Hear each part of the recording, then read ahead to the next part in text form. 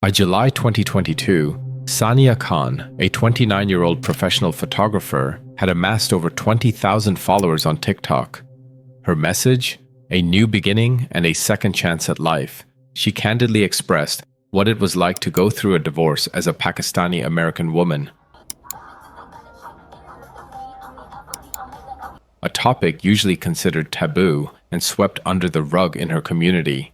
Through her TikTok, she offered a rare and refreshing perspective, and her followers saw her as a source of support and inspiration, sometimes for their own personal struggles. But just as Sania was poised to embrace a new chapter in her life, tragedy struck. In July, police found her lifeless in her apartment, a gunshot wound to the back of her head. The news of her sudden and violent death shocked her family, friends, and followers. Join us as we examine this true crime case of a talented photographer whose life took a dark and devastating turn just as she was working on a brighter future. I just took that camera everywhere with me. Fancy and free. Oh, time to get out of your comfort zone and find something naughty or nice for the bride to be. Oh! Welcome. I'm your host Victor, and together let's unravel the anatomy of this crime. Today's case takes us to the heart of Chicago, USA, in one of the large apartment complexes where security and CCTV cameras are supposed to keep their residents safe. Yet, a woman was found murdered via gunshot in her own apartment. Stop hiding behind your camera.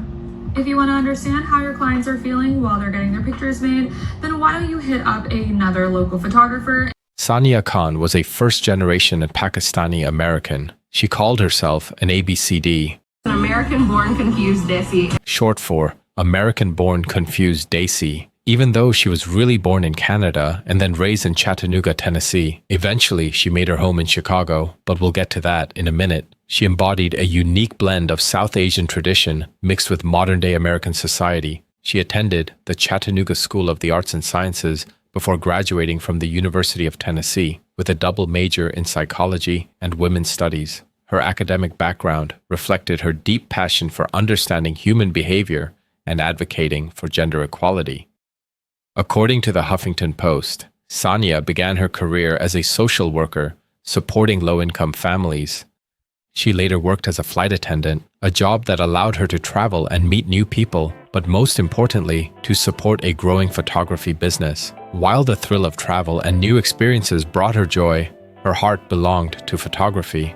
For over a decade, Sania poured her creative energy into capturing life through the lens, something she discovered in her teenage years after a high school crush sparked her interest.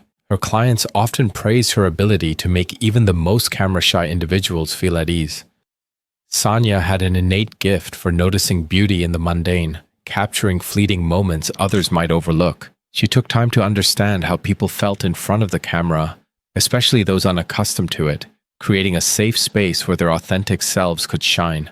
Friends described Sania as warm, creative, and selfless. In fact, her best friend, Meru Sheikh, described her as someone who wouldn't hesitate to give you the shirt off her back. She was always prioritizing the well-being of others, even during the most difficult times in her own life. At her core, she was a hopeless romantic, dreaming of marrying the love of her life and building a family. However, she also faced struggles as a Pakistani-American. A prime example of this would be her high school relationship, which had ended because she knew her parents wouldn't approve. Determined to find a life partner who would meet such a criteria, Sania turned to online dating. It was through one of these platforms that she met Rahil Ahmed. Rahil, a young Pakistani-American pre-med student with a bright smile, seemed perfect on paper. He was the kind of man her family would approve of, and he checked all the boxes she had in mind. The only challenge was the distance. Rahil lived in Alpharetta, Georgia. However, the couple were committed to making the long-distance relationship a success. They met up on weekends, often escaping to the great outdoors for camping trips, sharing moments of togetherness despite the miles that separated them. In the early years of their relationship, things between Sania and Rahil seemed almost perfect. Her friends met Rahil and instantly approved of him, admiring how he treated her. They believed, just like she did, that both had matured and grown through the years of long-distance dating. Their hectic schedules meant that they often had to make do with FaceTime calls, because while Rahil was working towards his dream of becoming a physician, Sania, too, was juggling her photography career and her flight attendant duties. Although the distance was challenging, they made it work, constantly reminding each other that their relationship was worth the effort. Sania shared some anecdotes about their relationship on her blog. Rahil had a way of making her feel like she was always a priority. Even when they were apart, he would fly into her next city for just a few hours, even if it meant catching an early flight back the next morning. On Valentine's Day, when they couldn't be together, Rahil would coordinate with her sister to surprise her with her favorite food and candy. And even when she graduated from college, Rahil wanted to mark her achievement with something special. He arranged for a banner with her face on it. Then, enlisting the help of her best friend, he convinced Sania to take graduation photos, only to surprise her on the big day by holding the banner in the crowd. After years of long-distance dating, the two finally decided to get married in June 2021. Their wedding was a celebration of love and culture, a big, fat, traditional Pakistani wedding that brought together friends, family, and the customs they both cherished. Sania moved to Chicago after the wedding to live with Rahil at their apartment in East Ohio Street. In one of her posts, she reflected on the move, writing, "I used to love travel so much that I was a flight attendant. My favorite layover was always Chicago. And who would have known that 2 years later, I would have moved there?" And then I got married, and life was wonderful when I got married. I mean, I love my husband. At this point, Sania's photography business was thriving. Her social media presence was growing, and clients consistently praised her for how she made them feel in front of the camera. She was proud of her work, sharing it across the platforms where followers would comment on how much they loved working with her. For a time, it seemed like everything had fallen into place for Sania. Her career was flourishing, and her marriage appeared to be going well too. However, over time, Sania's friends noticed changes in her behavior. She grew silent, stopped updating her social media, and distanced herself from those close to her. Friends reached out to check on her, but their concerns were met with little response. This marked the beginning of a darker chapter in Sania's life, one where she saw a side of her husband that she had never seen before. Rahil had long struggled with mental health issues, something Sania was not aware of prior to marrying him. His stress was compounded by the pressures of pursuing a medical career. According to Sania, his family's expectations weighed heavily on him, and she found herself feeling increasingly alienated from his family's values. While they had spent time together, their relationship had largely been long distance before their marriage, and her friends speculated that this may have been the reason why they wouldn't have got to know each other that well, the type that you can only know when you've lived with someone for an extended period of time. Because just a few months later, things took a harrowing turn when on December 7th, 2021, in the midst of one of Rahil's mental breakdowns, he attempted to take both his life and hers. In a terrifying moment, he grabbed her, moved towards the 20th floor balcony of their apartment, and attempted to plunge both of them down to their doom. Fortunately, his mother was present and intervened, saving both of them. Sania was terrified and wanted to go to the police, but her own mother persuaded her otherwise. In both families, marital issues were considered private matters, not to be shared with the outside world. Mental illness, too, was stigmatized, bringing with it a sense of shame that neither family wanted to confront. As Sania reeled from the trauma, more unsettling truths about Rahil came to light. He had lied about his age, claiming to be 30, when in reality he was 36.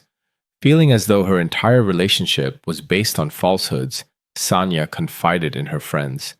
She revealed the depth of her struggles, recounting how Rahil wasn't sleeping, often behaved erratically, and refused to seek help. His mental health, instead, had become her burden. When Sania last saw her friend in Chicago in May 2022, she broke down, expressing the isolation she felt in her marriage. Divorce was considered disgraceful, and she often repeated the phrase, "What will people say?" or, as it's known in her native Urdu, "Log kya kahenge?" With the support of her friends and against the wishes of both her parents and in-laws, she filed for divorce.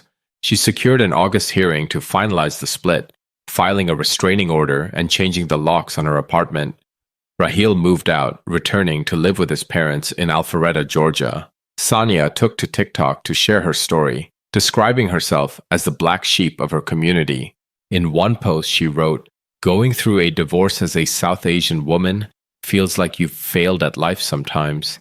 Initially hesitant to reveal the details of her personal struggles, Sania eventually felt compelled to speak out, believing she owed it to herself and the other women of color to fight for their rights. Sania described the resistance she faced from some in her inner circle. In one post, she says, "The way the community labels you, the lack of emotional support you receive, and the pressure to stay with someone, because what will people say is isolating. It makes it harder for women to leave marriages they shouldn't have been in to begin with. Women are always expected to stay silent," she wrote in another post. As her posts about healing from the divorce spread, they began to resonate with others. The videos went viral, and women across the platform shared their own experiences relating to the isolation and pressure Sania had described. On the eve of her 29th birthday, Sania posted a video revealing her first tattoo, 28, or the Roman numeral for 28. She captioned the post, "28 was a year of change. F everything. The year I got married, the year I moved from a small town to one of the largest cities in the country, the year I filed for divorce, the year I almost died." Sania shared these words in one of her TikTok videos reflecting on the whirlwind of changes in her life. She declared her purpose clearly: "This is what I'm meant to do, to spread the word about my relationship and be a leader for women leaving their toxic marriages." With every post, Sania found solace and strength, though it didn't come without a cost. She admitted to receiving backlash for publicly sharing the breakdown of her marriage, but she remained steadfast. Not everyone was supportive of her outspokenness. Some, including those close to her, were uncomfortable with how bold she had become. Despite the criticism, Sania was moving forward with her life. She had made plans to leave her Chicago apartment and return to her hometown in Tennessee. There, she would move in with her best friend, Gabriella Bordeaux. The two had everything set. Gabriella would fly to Chicago, and together they would embark on a road trip back to Tennessee.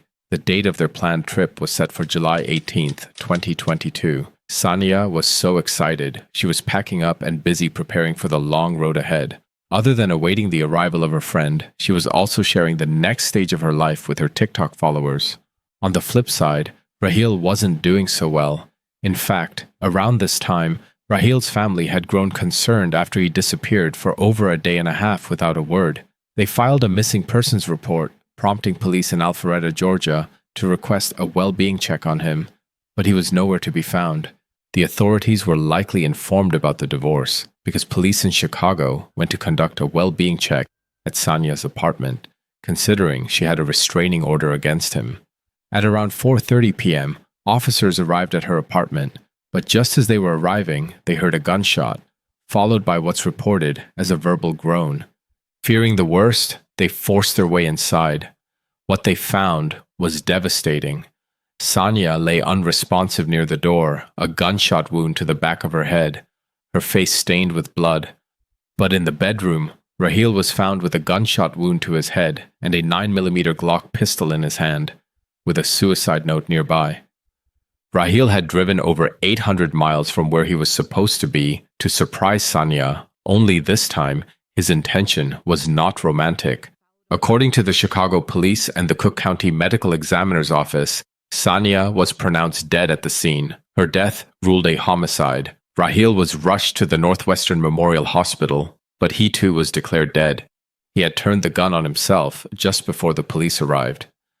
On screen, you can see exactly what he wrote in his final note, word for word. "I'm personally surprised someone studying to become a doctor had such poor English writing skills, but who knows, it could be in his mental state he had written this, and it's not reflective of his true cognitive abilities. So how did it go down? Well, Raheel Ahmed drove all the way to Chicago, determined to find Sania. Despite the restraining order against him, he managed to gain access to her apartment complex by deceiving a leasing agent, claiming he was there for a viewing of an available unit. After the tour, Raheel told the agent he was visiting a friend, which allowed him to stay in the apartment complex. That's when he made his way to Sania's apartment.